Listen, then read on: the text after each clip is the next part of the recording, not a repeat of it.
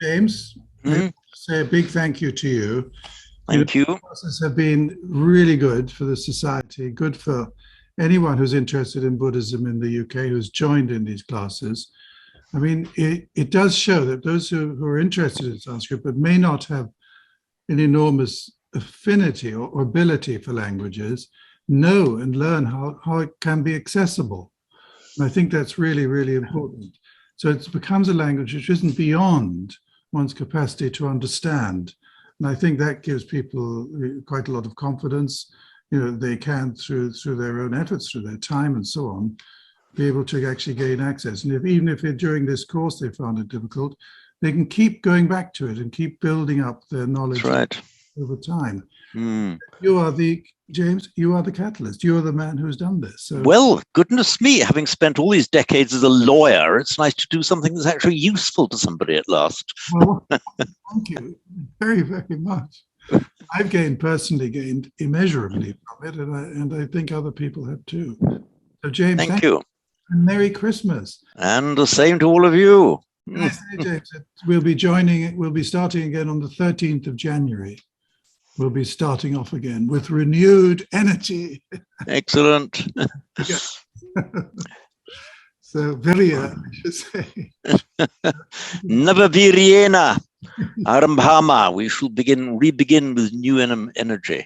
Yes. So thank you, James. I won't take up any more time.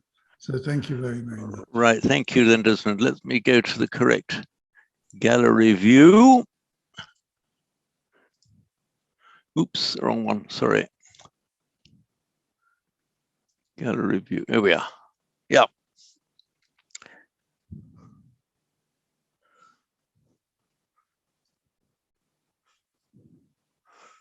Right. We were on the Bodhicharyavatara, chapter 7. We're now on to verse 15. So what I will do, I will share my screen. And as before, if it should happen, in the unlikely and almost unprecedented event that it should happen, that I forget to share my iPad screen, don't all be shy and think we mustn't interrupt. Please immediately shout, and I will be grateful for the immediate shout. I know that Odin is very diligent about sending text messages through, but sometimes there's a bit of a delay in them getting to me. Besides, I have to switch my telephone off so to stop people calling me. Right, here we go. Can you all see the shared screen with 15? Very good.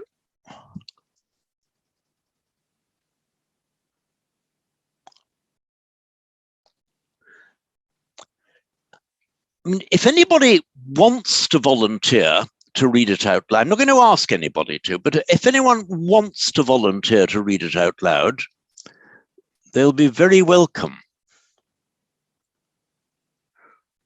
Don't all shout at once. I can see people mouthing things, but Jean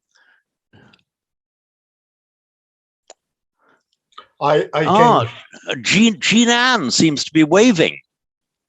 Unmute yourself, Jean Ann. I'll have a go. Why not? Jolly good. Yeah.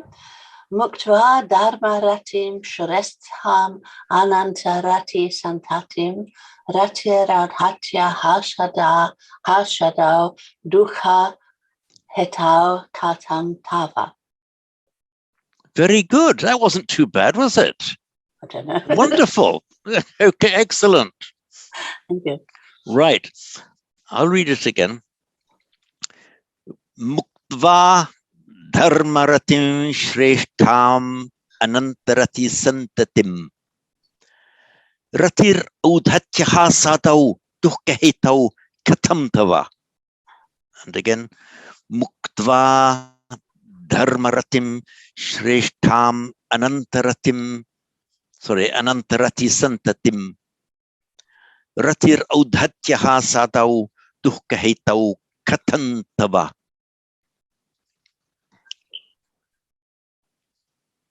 let's look at this word muktva. Actually, we can start in several places. So actually, no, let's look at the second line, the end of the second line, katam, the operative word. Look here, katam. Katam means how.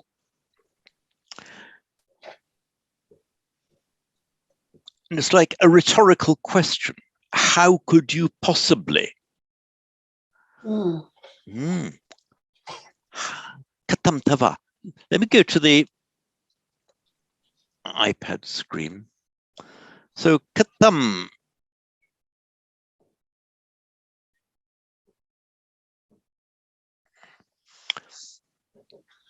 How?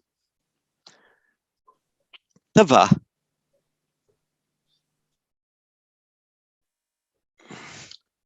is the genitive of tuam, meaning you, in the singular. It's cognate, of course, with our English, old-fashioned English singular thou, and Latin, and French and Spanish and Italian, tu. The genitive of tuam is tava. How of you, katam tava. And rati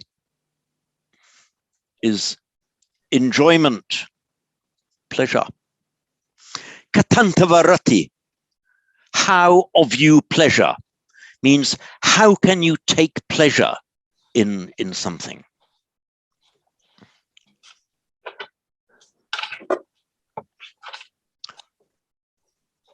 And when you take pleasure in something, in Sanskrit, it's in the locative. So you could say, so bhojanam, write it here, bhojanam is eating.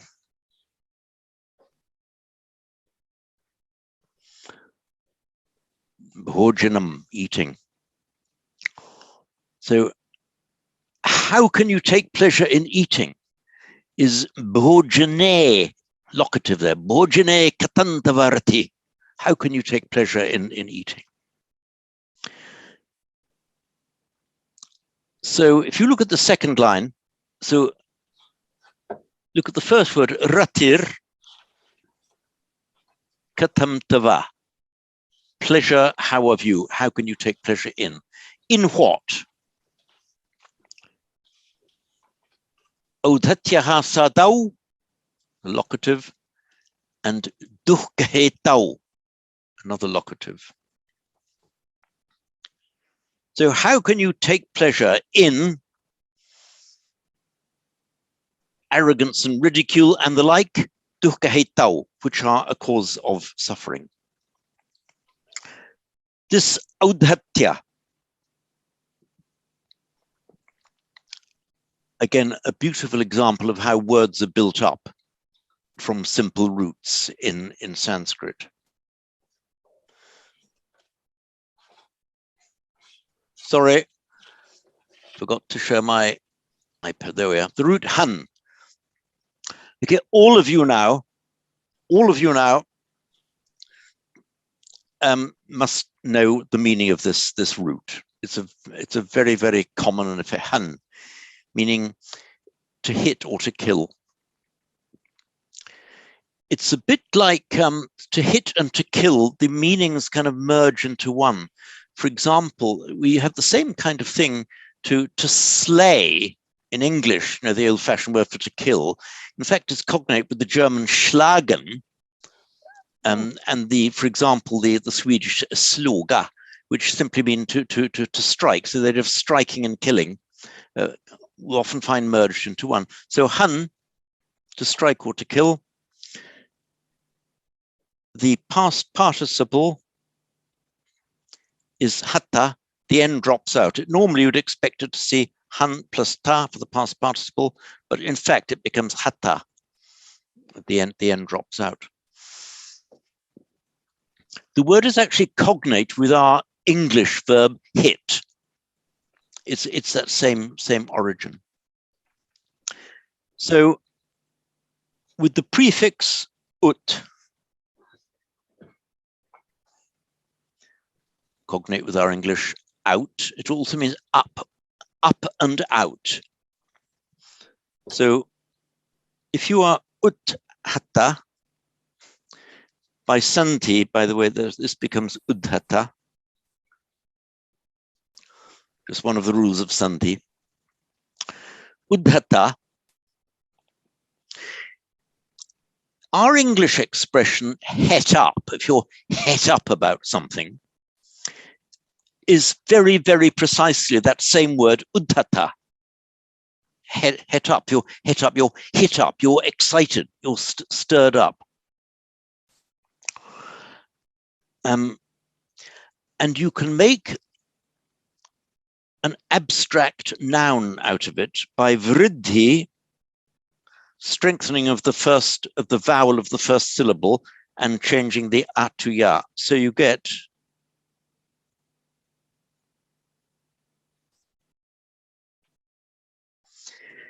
it looks a bit complicated at first sight, but once you follow the rules through bit by bit, it should all become perfectly plain to you.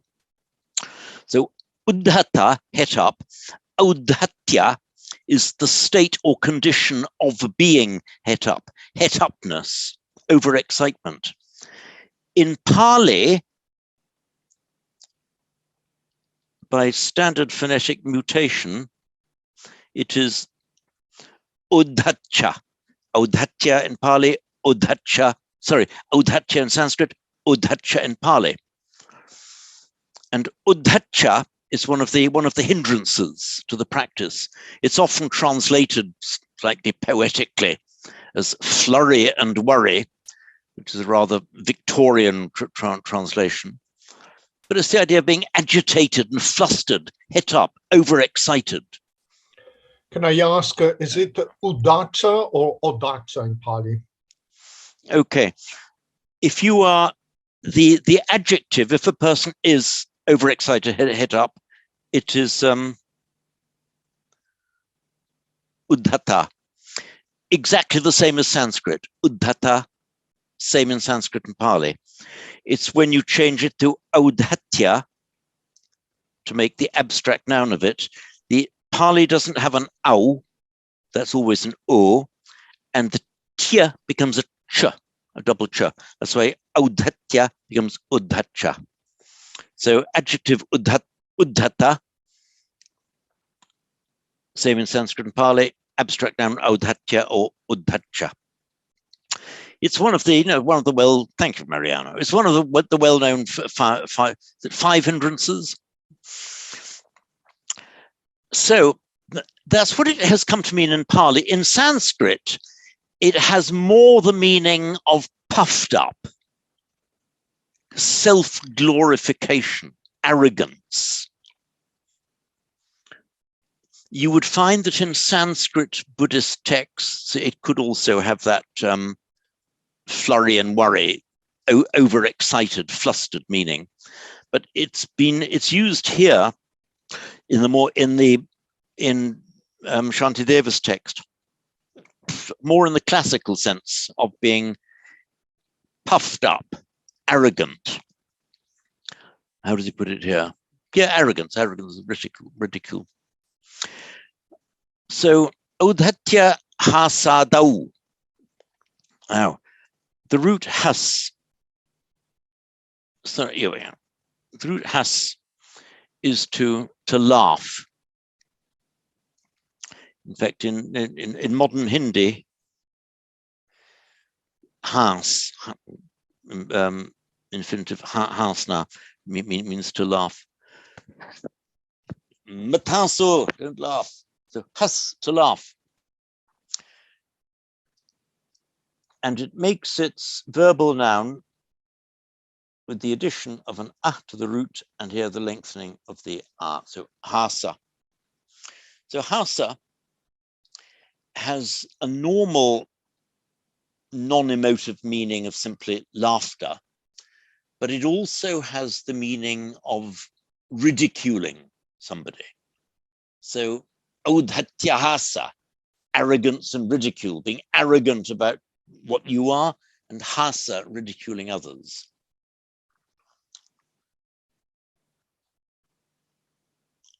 Now let us look at adi.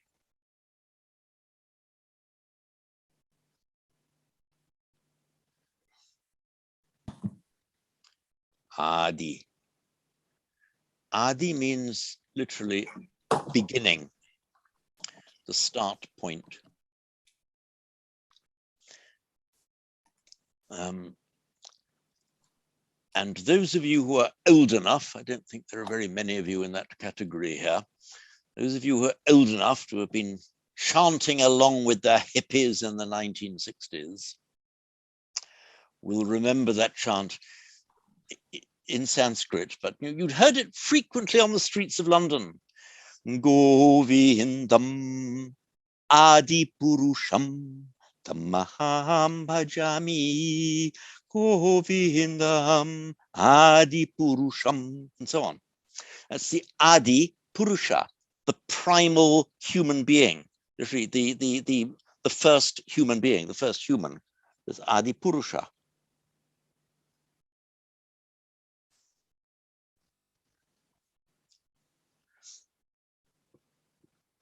So Adi means a beginning. The most common use of the word in ordinary language is to convey the meaning of etc.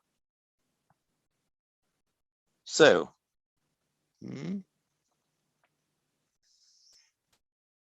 so where you have audhatya hasadi, it is arrogance, ridicule, adi, beginning, meaning a list of things beginning with audhatya hasa. So you can translate as etc., just Latin for and other things, or and so on. Adi, beginning, means this a list. So when we say audhatya hasa, he's not saying these are the only two things I'm talking about. He's saying audhatya hasa adi, meaning a list of things. It's audhatya hasa, etc. So adi means that's just the beginning of the list. You also very often find to say as a separate word, etc. is iti, thus, in other words, what's just being said, iti adi. Blah, blah, blah, blah, blah, ityadi. Thus is the beginning. In other words, and so on. More to come. I won't say it all. This is exactly the same as when we say etc. So ityadi, thus the beginning. Exactly as when we say etc. And of course, by sandhi, ityadi becomes ityadi.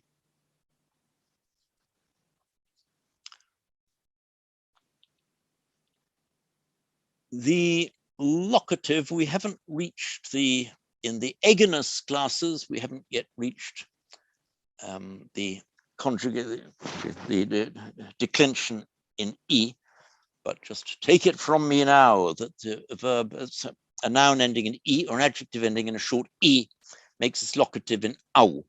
So adi, the beginning, adau, in the beginning.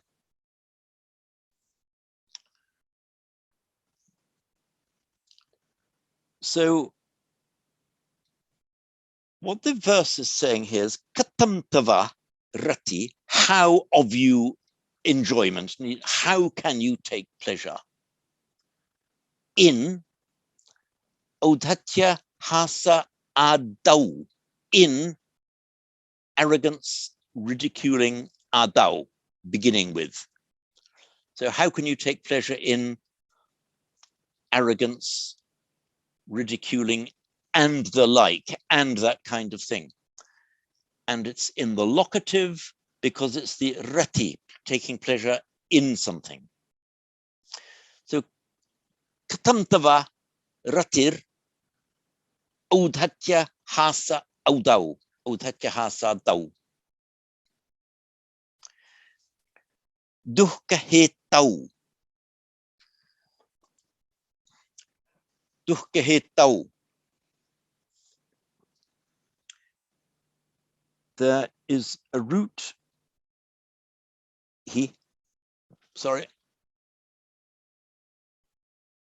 there's the root, this is the one I've just written, he. It's not often used as a verb, I mean, it exists as a verb. The most common word in which this root will appear, and it's very, very common indeed, is hetu. The root he means to send forth, to impel, to spur something on. And a hetu, the original meaning of a hetu, is something that pushes something on, impels, that spurs it on.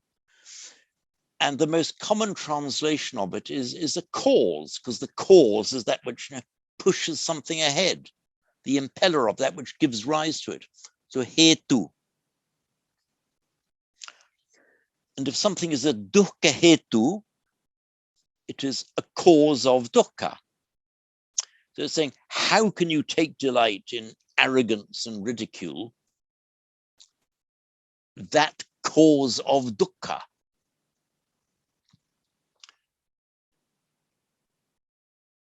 Now, in previous lessons, those of you who are taught English grammar in an old-fashioned way, and those of you who are taught Latin grammar in an old-fashioned way will have learnt about apposition.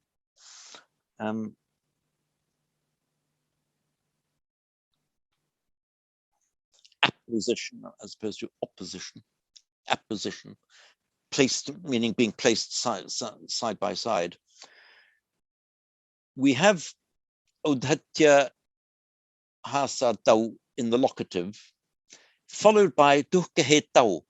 In other words, dukkha hetau is being added on in apposition, just a further explanatory comment. In English, we could say, how can you take pleasure in arrogance and ridicule, which are a cause of dukkha? Or you can equally say, in perfectly good English, how can you take pleasure in being arrogant and ridiculing people, the cause of dukkha? You can say which is a cause of dukkha or a cause of dukkha. So we must be careful of, we must not smoke cigarettes, which cause illness.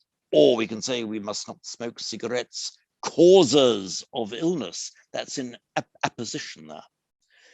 When a noun or a noun phrase goes in apposition, it's the same in Latin and Greek and Sanskrit and Pali. It goes in the same case as the main one. So what I mean by that is we've got locative, we've got the odhatya hasa dau in the locative, and the following phrase that amplifies it also has to be in the locative. It's also governed by rati, enjoyment in something.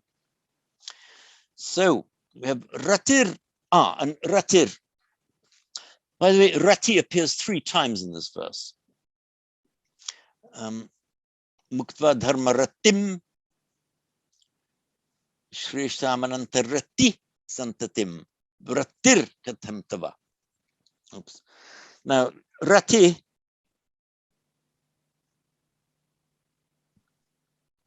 Oh, hello, Jim. Yes, hello. Is it this is the book I order? You told me to order the book because I'm new. I just started last week. Is it that correct book? I'm not sure. Dong, are you thinking about the Thomas Eginus book? Yeah, the part 1 with the red one underneath and the blue one on the top. Yeah. Introduction Sanskrit. One moment. I'll be right back to you with my headphones on.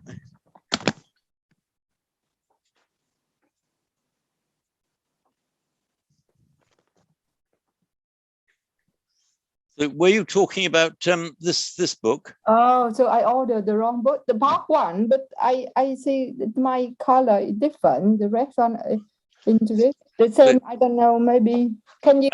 Mariana is holding up a book, but it's blurred. It's this one,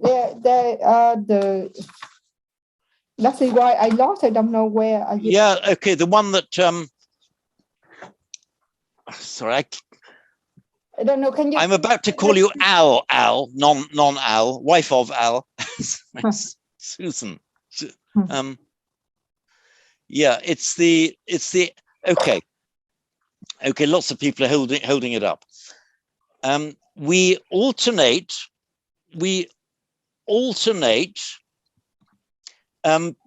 in these lessons between the Thomas Eginus book, which we were doing last week, and we will also be doing at the next class, and the class, which is this one, where we look at an original text. So 1 week we'll be looking at the Bodhicharyavatara, then the next time we'll be doing Thomas Eginus. Next week Bodhicharyavatara, next week again Thomas Eginus. So if you've got the Thomas Eginus book, you've got the right book, but the wrong day. Never mind.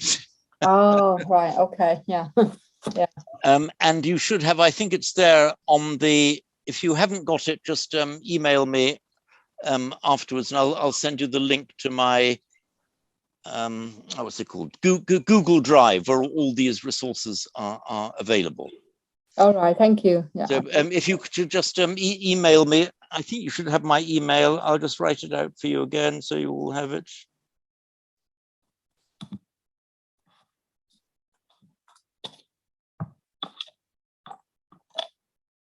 Sorry, James, what am I doing?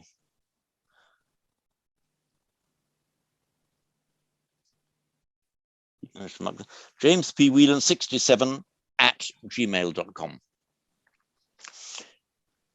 So if anyone needs that link, I'll send it. Thank you. Right, but that doesn't mean go away. Hang in here, because we're alternating the original text with the simpler grammar. Yes, rati. It's from the root ram, which just means it's both a transitive and an intransitive verb. It can mean to give pleasure and also to take pleasure in something. Like some of these roots ending in an M, it drops out the M before a T, so rati. Normally you would expect to say ranti, but that's wrong. It becomes rati. Rati is just means pleasure. And it is on its own a neutral word, neutral in the sense that there's no moral tone to it. Because it talks about here in the first line, muktva dharmaratim. The dharmarati means taking pleasure, taking your delight in the Dhamma. Very often, when it's used on its own, it's used with as an impliedly moral overtone. In fact, I think in an earlier verse of this chapter of Shantideva, he's saying, with the prospect of imminent death awaiting you, how can you engage in rati? Well, thereby, by implication, he's talking about pleasures of the senses. So, muktva, rati, stem form rati, a bit of sandhi here. Nominative is rati. But here, if you look at the beginning of line 2, ratir, here we are, there's our word, audhatyaha sadau, katamtava. How can katamtava, how for you, ratir, audhatyaha sadau. Rati, we've now got this visarga preceded by an e, followed by a vowel. So it becomes ratir. Ratir audhatya. It's just the visarga morphing into a r. As I've said before, quite a lot of rules to learn at an early stage, But don't worry, once you've learnt them, they're fixed and changeless for all time. So it's that same word, rati.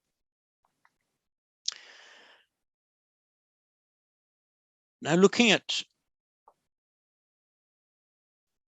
the first line, muktva dharmaratim.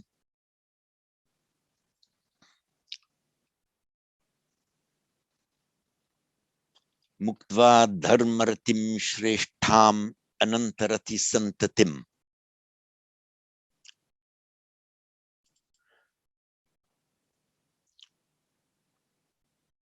All of you will be able to see at a glance now that rati, in fact, is a feminine noun. And the reason I'm informing you that you are all able to see it at a glance is because the adjective that describes it, shreshtham, is a feminine accusative. Shreshtham. Now let's look at this muktva.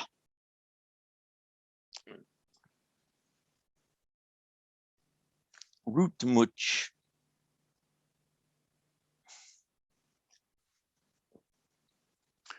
The root much, I'm not sure if it has a cognate in the Western European languages,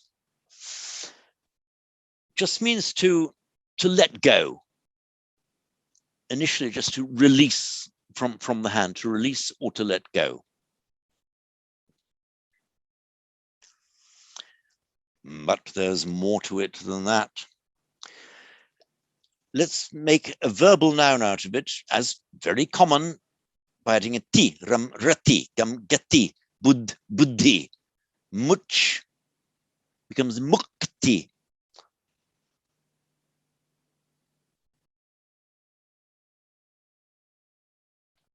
The ch before before another consonant will tend to become a k, mukti. And as you've all heard from me several times, it's k and ch, and g and j. Also, you know, from yuj, yoga. We have remnants of it in English, where we have our verb to speak with a k, but our noun speech with a ch. Tends to be the other way around in Sanskrit. But we have this, you know, the k and ch almost interchangeable sounds. Mukti. So to let go, to release, you release a bird from the hand, you drop something. But also in a spiritual sense, it is release, liberation, emancipation. That's the mukti. You can even strengthen it with the prefix vi.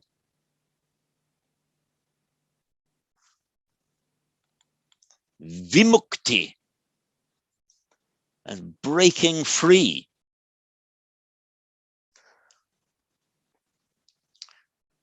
We have the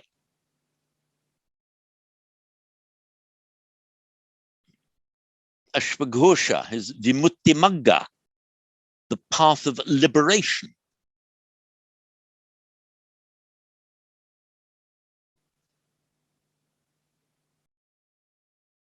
An enormous word in Pali, which of course in Sanskrit would be Vimukti Marga. So all from this much, meaning releasing or setting free. And it also has the meaning of just letting go of something, even in a pejorative way, as used in the opening words of this verse. Muktva dharmaratim. Here, there's a moral tone to it. One is being criticized for letting go of dharmarati, taking pleasure in the Dhamma.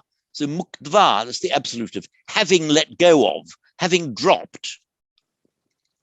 So having dropped muktva dharmaratin, taking pleasure in the Dhamma, having dropped this idea, abandoned it wrongfully, the idea that your greatest pleasure will be in the Dharma,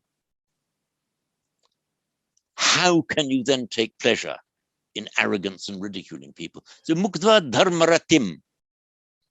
You know what, James? What comes Yes, to mind is multa in Latin Italian, which is, you know, when, for example, a snake changes skin, and then it becomes mutare in neutral change. Oh yes, as in mutare, to Yeah. as in mutation. Is there any chance that they could be cognate? I will check. I'll just make a note to check. Thank you. Right, mutare, much. Let me check for you. Actually, having said that, there was two other things I was going to. There was something else I was going to check. Thank you for reminding me. And where am I? Oops. Sorry, I'm just calling up another sheet now. Here we are. Listen, what else was I going to check?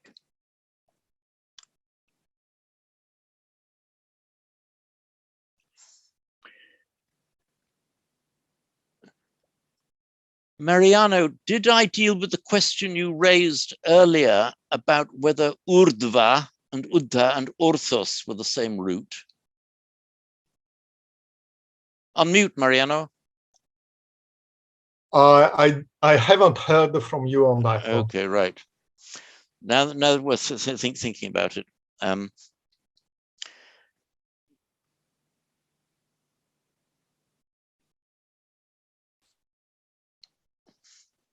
Orthos.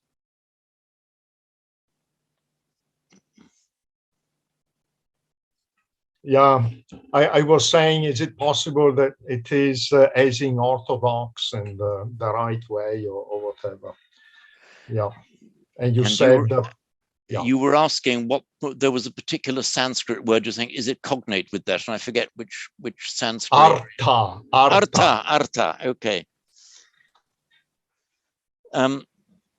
So orthos, no, it's not. But there's something even better. Because orthos, which means correct or straight or upright, is actually cognate with the Sanskrit urdhva, which is from the root vrid, meaning to grow, and like a plant, growing upright, becoming taller and straighter. So it's that urdhva. Thank you. And in the Metta Sutta, verse 8, you have uddham adhocha tiryancha, above, below, and across. It's that same uddham from Sanskrit urdhvam, and that would be the Greek orthos, meaning up, above, straight up. Thank you. Right, and also now I'm thinking of it. Now we're on to the questions from last time. Earlier in the Bodhicharya Avatara, several times we have Shantideva talking about somebody as a sukumara, you delicate little didum, so sukumara. And one of you, I forget who it was, mentioned about the Buddha having been called delicate in one of the scriptures. I don't know if it was he called himself delicate, actually, James. Ah, right. I don't remember where the scripture is. I was looking after I mentioned it. I tried to find it and I couldn't. But well, it was delicate. He says in somewhere. You know, he's recalling his past, his life story, his biography, and he's just very straight. Where I was born here, I was delicate. I did this. I did that. Okay, right. Okay, I haven't found that in the scripture, but it's very likely the word that he would have used, sukumara, like a poor little rich kid, grown up, pampered, not exposed to the harsh realities of life. However, I did manage to find in the commentaries to the Dhammapada where Anathapindaka, the major benefactor, even in the commentary to the very first verse of the Dhammapada, was very careful not to disturb the Buddha by asking him questions. He kept himself busy looking after him, but he Sokira Tathagato Buddha Sukumalo, Sukumalo, Sukumaro. So the word is used, the Buddha is very delicate, I best not disturb him or worry him. So that same word is used by Anatha Pindaka. That's in the Dhammapada. So it's used here, somebody who's got a bit precious and got to be looked after, not exposed to anything nasty. So that deals then with the two. Is that it from last time? Yeah. So back to where we were then, if I can remember where we were. Muktva is dharmaratim. The dharmarati, this is just an ordinary compound, dharmarati, dharma enjoyment, enjoyment in the dharma. Muktva dharmaratim shreshtham.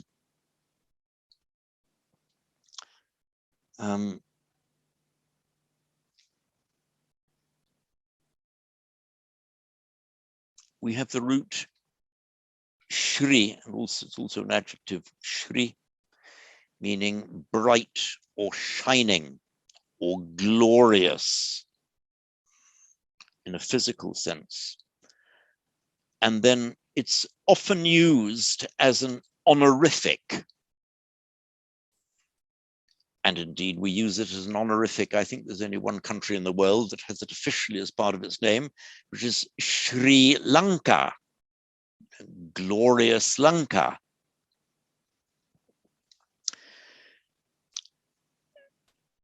And it has a superlative, most glorious,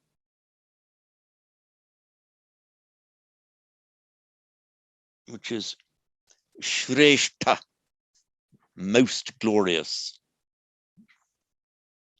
with this vowel mutation from E to A, and we see lots and lots of Shreshta, most glorious. Also, as a noun, it's just come to mean the boss or the chief. You're the most glorious of your tribe. You're the boss or the chief. You're the Shrestha. There's a modern Indian surname, Seth, which is derived from that.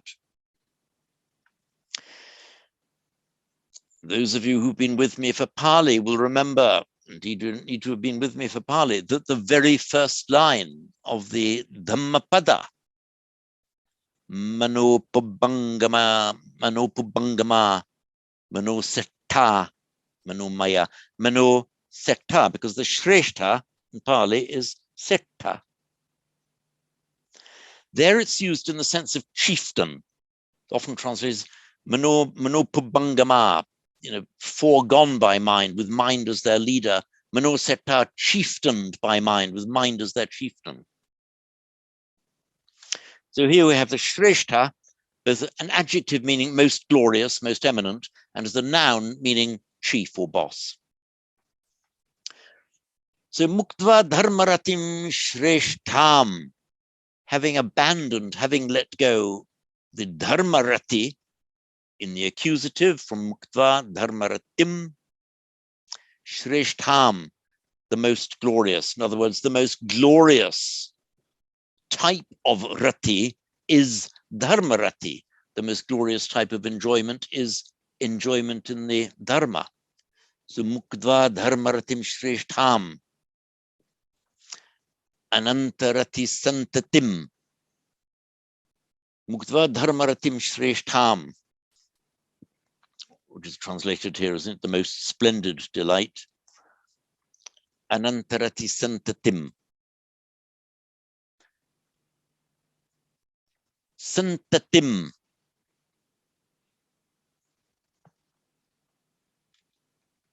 Highlighted there.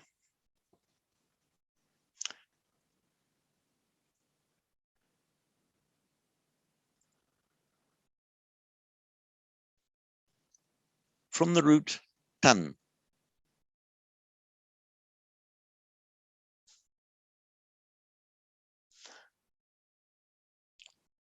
In case I hope it doesn't happen too much. In case any of you get bored with my constantly going back to the root, is because these roots are so productive. If you know the root, so many other things spring from it. If you know the root and the etymology of the root, so much of it otherwise are just dead words, random lists of noises, take on an actual life. Tan. Tan means to stretch. The basic meaning of it is to stretch. In fact, it's cognate with our English word thin, which something is stretched out, stretched so it goes thin. In Latin, tendere,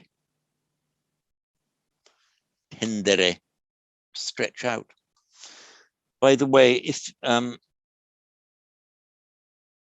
phrase is almost, the word's almost gone from modern English, but we just use it if you're on tenterhook. A tenterhook are hooks on which you stretch out cloth for drying or weaving. It's a tenterhook.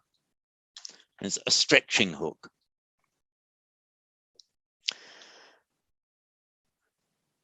A stretching device, by the way, a loom where you weave cloth is a stretching device because you stretch out the cloth and then weave in between.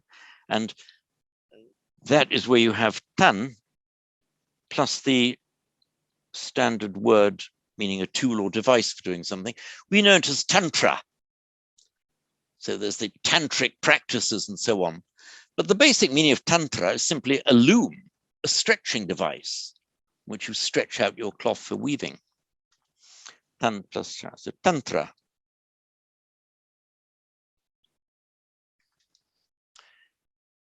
The past participle, rather like from han plus past participle ta, the n drops out, we get hatta.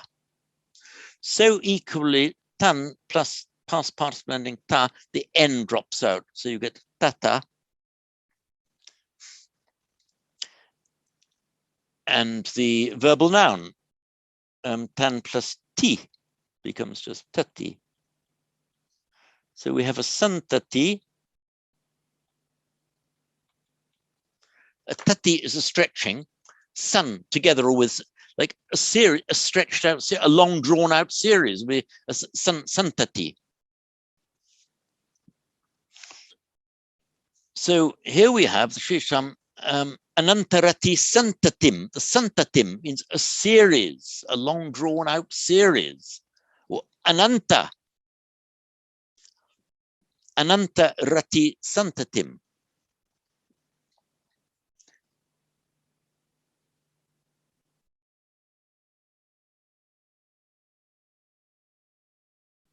So ananta, and we all know what that means. And it's almost the same in English. The word unending is the same word as ananta. They are the same word with slight variation in pronunciation over the last couple of 1,000 years, but it's the same word, unending, ananta.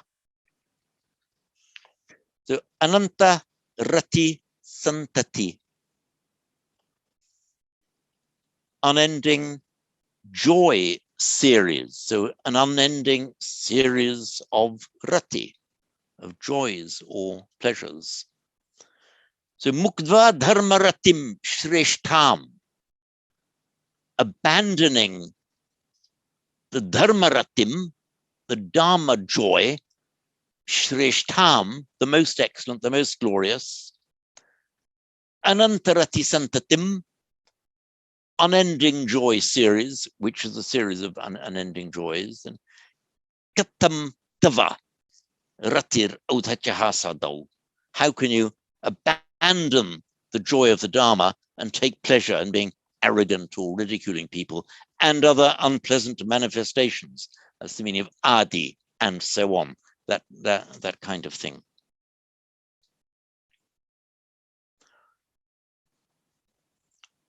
By the way, the word, that's the ordinary word tent as well.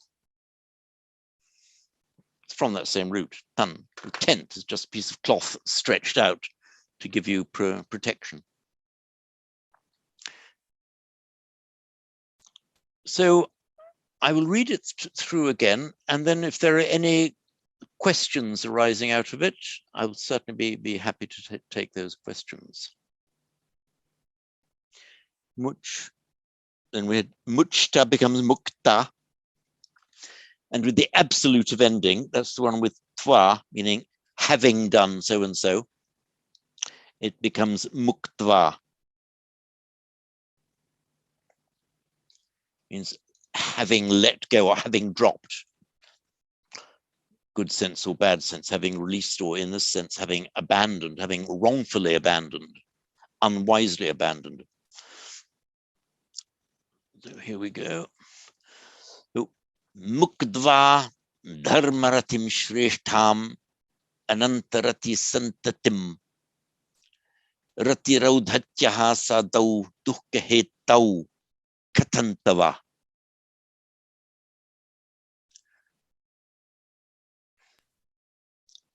Right, is there, first of all, let's have a volunteer to read it, and then any questions about it. Come on, you ought to know this verse by heart now. First of all, any volunteers to read it with your eyes shut? Okay, I can read it. You read it, Mariano.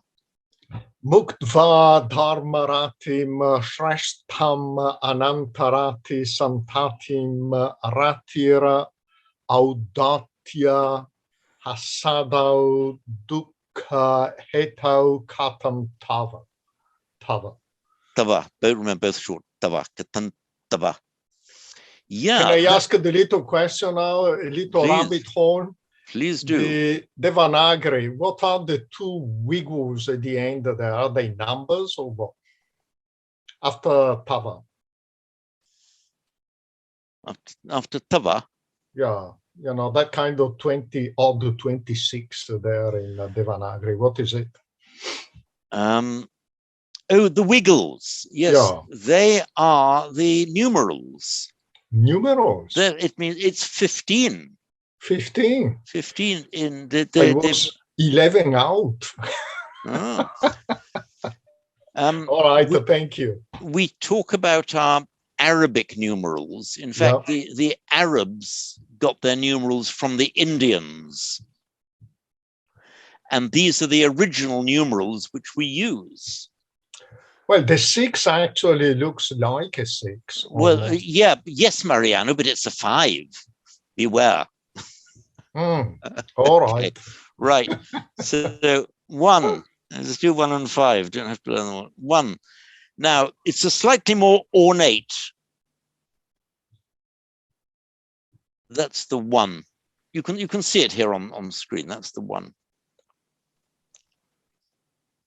And the Arabs, the Arabs write it just like almost like a 1. Sorry, we can't see the.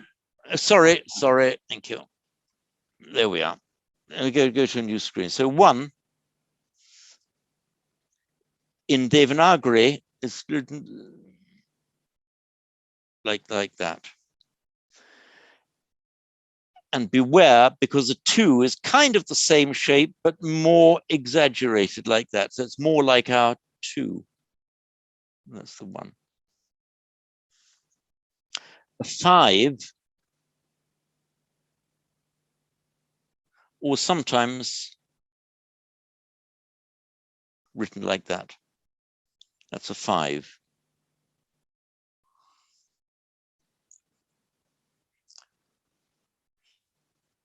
Which the Arabs 1, 2, and 5 they write like that. Incidentally, we talk about Arabic numerals. There's 125 in Arabic.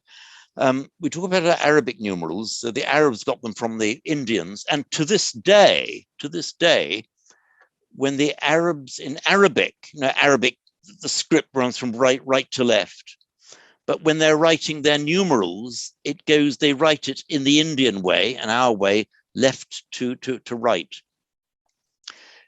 And back in the old days, when I was I had to do quite a lot in the old days, typing Arabic on an old-fashioned typewriter, it was a damn nuisance because you'd have to write the number because the old-fashioned typewriter couldn't cope with it. Modern computers do. You had to type the number backwards or backspace a sufficient number to write your number the right way. So to this day, they still write their numerals in the Indian way. I've never heard any Arab, and my experience has been considerable having worked there for 20 years. I've never heard any of them yet admitting that they got it from the Indians, except those who actually had taken care to study history. They're all right, we got it from the Indians.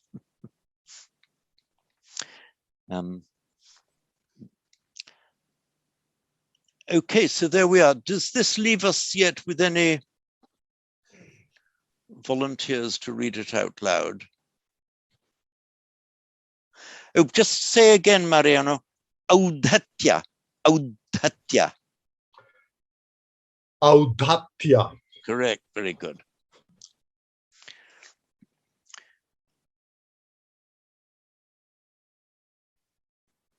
And are there any questions arising out of it? Any doubts or difficulties? Bhante Yushi, yes, I see you're unmuted. Excuse me, James. Brother Carl here. Can I ask about the? I'm learning the Devanagari script. Can I look back at the verses? I'm sorry, the sound isn't coming through very clearly to me. Can I look back at the verses? Back. Oh, Brother Gao, yes, sorry. Yes. Can we look back at the verses? Now you're still on your iPad, your screen. Okay. All right. So I'm just trying to learn Devanagari script. So I noticed that the word Ratim in the Devanagari script it comes with the Anuswara, but the Romanized one it doesn't have an M dot. Oh, in Katam. Ratim, Dhamma, Ratim. So which one is which? Is there an Anuswara there? Sorry, this was my lack of care in proofreading, which I will immediately rectify. It should, you're absolutely right, Brother Gao, that is, it should be Anuswara. And equally, it should be Anuswara. Okay. Equally, it should be Anuswara here. Okay, thanks. Dharmaratim Shreshtam Manantarati Santatim Ratirodhajahasadautukaitokatam. You're correct. And of course, here at the end of Shreshtam, it's a full M because it's followed by a vowel. And here you see it as a full rat. Sorry, yeah, Shreshtam Anantarati Santatim. So that's the Ananta.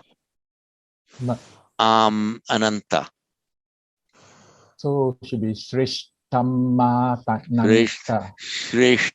Anantarati Santatim.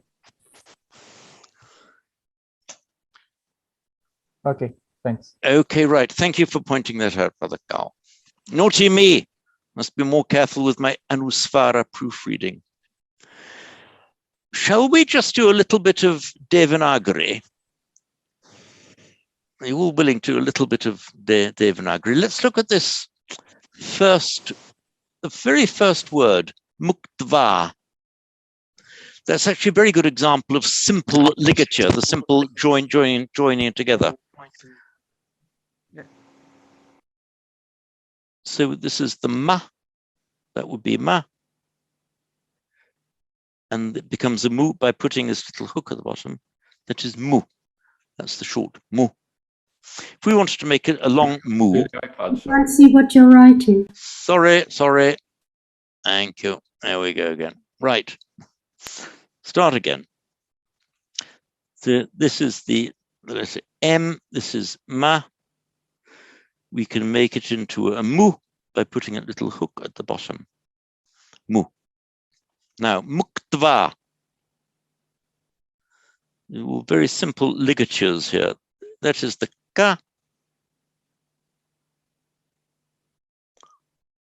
That is the ta.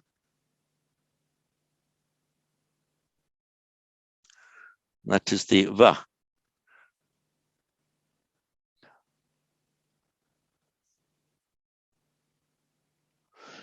So we want to join these three consonants into one, because it's not muktava, but muktva. muktva, muktva. Write it in Roman. So we have our mu. Right. Now we want to join the k to the t. So we start off with the characteristic part of the k.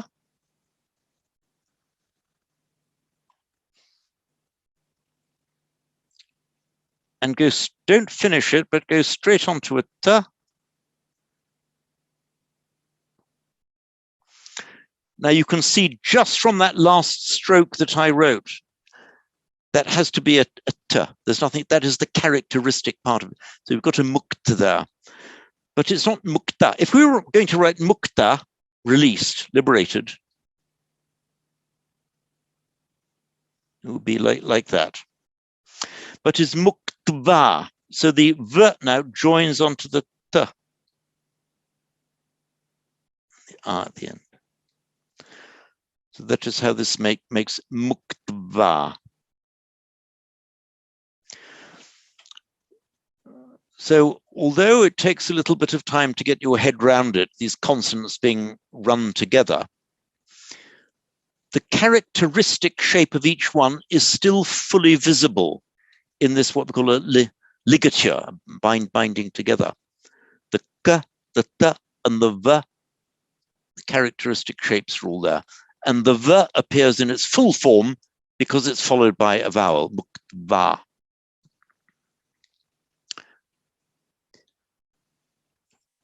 And we could look at dharmaratim.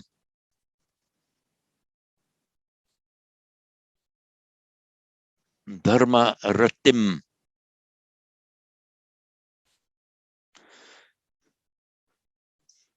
So the start da can also be written. It's the same. It's purely a matter of typeface and style. Now, if it's rma,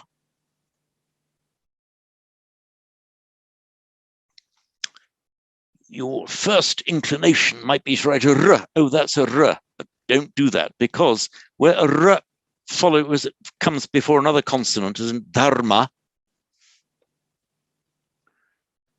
it appears as a hook on the top right. What I've written here is dhamma. Dhamma. If you want to put a r in, the r goes as a little hook there. Dharma.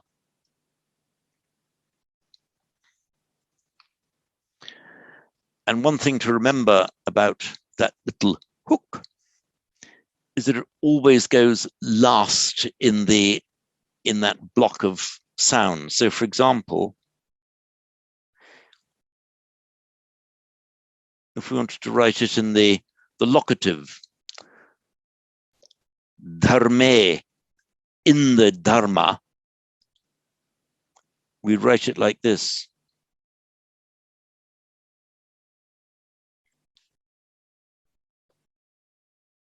This looks like dhame, but the r becomes still at the very top right. It always goes at the very top right. This is now dharme. So in this writing, it looks as if the r comes after the e, but in fact it's before. R, m, e, dharme. First the r, then the m, then the e. I'll write it again for you. Sorry.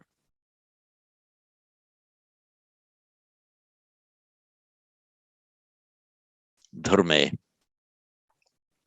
You'll get used to it as you go along. Honest, you will.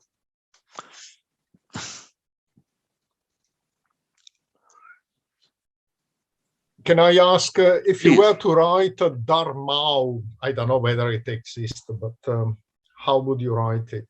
Dharmau. Okay. Yeah. Yeah, you can have dharmau, 2 dharmas. Like that. So it moves even further down. It moves even further, yes. Goodness. Yeah. Yeah. I need a special pair of glasses. Are you sure you do? Maybe a special pair of internal glasses. Internal glasses.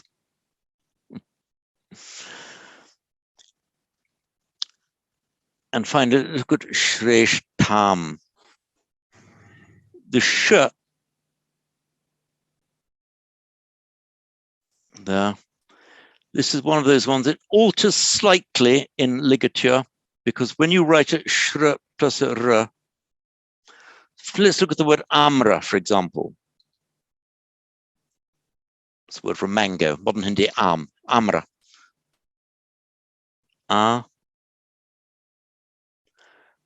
If a mra, you put the r there, amra. Sh plus r, you don't write it like that, you write it like that. Shra.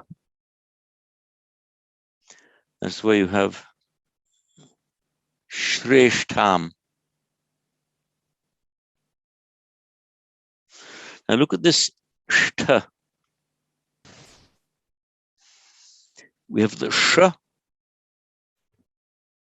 By the way, this is sh, the palatal sh, and this is sh, the retroflex sh. Oops, here we are.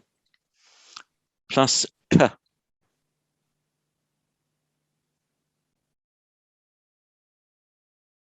Sh and t, put them together, write it like that. You can squidge them all up together. So this is shta. But even there, the characteristic parts of it are still entirely visible.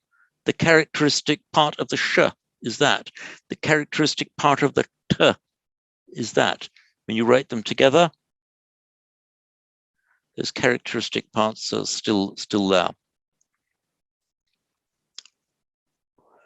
So shreshtham was the virama there.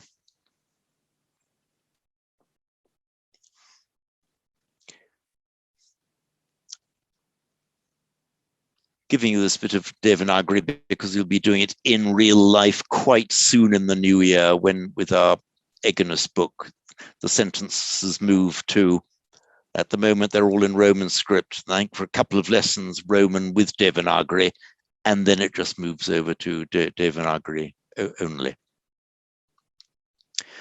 So there we are. We've come to just after a quarter. Yes, please do, Bhante. Second line, largely outdepte hasadau, dukkha hetau katantava. Katantava, this is this a kind of usage? How can there be for you? Actually, exactly, yes. The for you is usually we use tubyan. Tubyan is very common, I think. Okay. Is it right? It's just the idiom. It's just the way it's expressed in Sanskrit. In English, you say, how could this be for you? And it makes you think that it should be the dative, which is, as you correctly said, tubhyam in Sanskrit, cognate with the Latin tibi, to you. But it's the way they say it. How could this be of you? It's just using the genitive. It's just the correct idiomatic way of saying it in Sanskrit, and it's the same in Pali as well. So if you said katam tubhyam, yeah, it would be understood, but it would be bad Sanskrit. Katam tava, how of you? How can there be rati of you? It's just the idiomatic way that it's commonly expressed in Sanskrit. Anyway, well spotted. Use the genitive rather than the dative. Yeah. At first, I thought tava ratil. Tava, after the tava, ratil should have come. I thought like that. Oh right, you expect after the tava, meaning your, belonging to you, should be followed by something else. I take your point, but here it's just used independently. How can it be of you? Yeah. Okay then, Bhante. Thank you very much. Thank you. My pleasure. Thank you. Right. So there we are. I wish you all a very happy break, whatever you may be doing. And I will see you again next term. Okay, will Odin or Desmond or one of the team, are we resuming? Tell me the resuming date is the unmute, Desmond. I think it's the 15th, isn't it, Odin? If you're still there, because the first week has got a bank holiday in it. So Yeah, that's right. 13. 13th, is it? Thursday the 13th. 13th. Yes, Thursday the 13th. Excellent. Well, James, thank you again. You know, it's been a great year and a great opportunity for us all. You know, I'm incredibly grateful. I'm sure we are too, all participants in the class. Well, thank you very much. And I must say, for my own part, I'm enjoying it more and more. Good. I'm having to keep more and more alert as I go along for those extremely helpful students for whom I'm most grateful, who point out errors in what I say or what I write. It's actually, it's making me, I'm running to keep one step ahead of you in these classes, you know. Yes, with Kalyana Mitra. Yes, we're the good friend. Kalyana Mitra, good friend. Okay, so I will see you next term, and some of you, hopefully, I will be seeing in about 10 minutes' time, those of you who are joining me for the Pali class. Okay, thank you all. Thank you. Thank you. Thank you. Thanks. Bye. Bye then. Bye. Goodbye. Bye.